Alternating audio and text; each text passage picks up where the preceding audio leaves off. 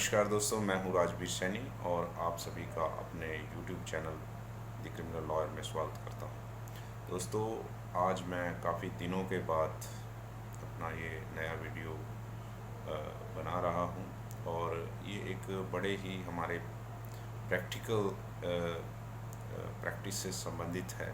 एक छोटे से एक कॉम्प्लिकेटेड सब्जेक्ट के ऊपर है, वो है एंटिसिपेटरी बेल और उसमें फिर रेगुलर बेल। ये काफ़ी ही पहले से ही काफ़ी कॉम्प्लिकेटेड सब्जेक्ट रहा है और आप जानते ही हैं कि प्रेसिडेंट्री लॉ हमेशा ऑसिलेटिंग होता है कि कभी किसी टाइप की जजमेंट आ जाती है और कभी किसी टाइप की जजमेंट आ जाती है।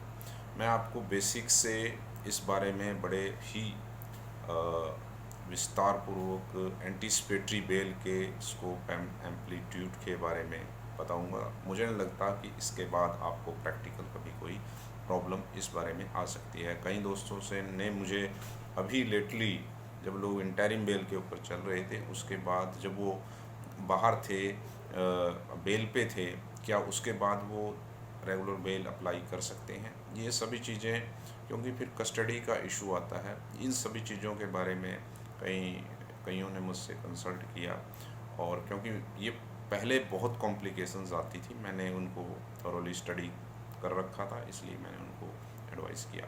मैं आप जो मेरे नए वकील भाई हैं और जो ये चीज़ पता करना चाहते हैं और उनके लिए मेरा ये वीडियो काफ़ी एजुकेशनल होगा, उनको किसी से फिर उसके बाद पूछने की कोई ज़रूरत नहीं पड़ेगी।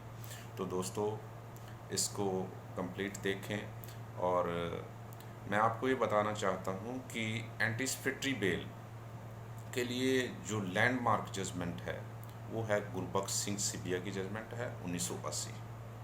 1632 पेज है AIM में और इस जजमेंट में एंटिसिपेटरी बेल के हर पहलू को, under which circumstances the anticipatory bail can be granted or what kind of consideration in anticipatory bail the court has to be taken, all facts इसके अंदर बड़े ही एलेबोरेटली ढंग से लिखे गए हैं। मैं आप सभी को ये सलाह देता हूँ कि एंटिसिपेटरी बेल की इस लैंडमार्क जजमेंट को आप ज़रूर पढ़ें। इससे इस कंसेप्ट को समझने में आपके लिए बड़ी आसानी होगी। और ये जजमेंट 1980 में आई थी, लेकिन उसके बाद इस जजमेंट में एंटिसिपेटरी बेल को किसी टाइम लिमिटेशन से बाउंड नहीं किया था।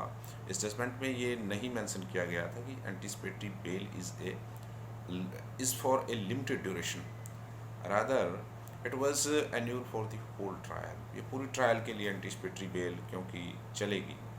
तो इस विषय को समझने के लिए फिर 1997 में और 98 में दो जजमेंट सुप्रीम कोर्ट की आई, KL वर्मा और एक और सलाउद्दीन के नाम से शायद जजमेंट है।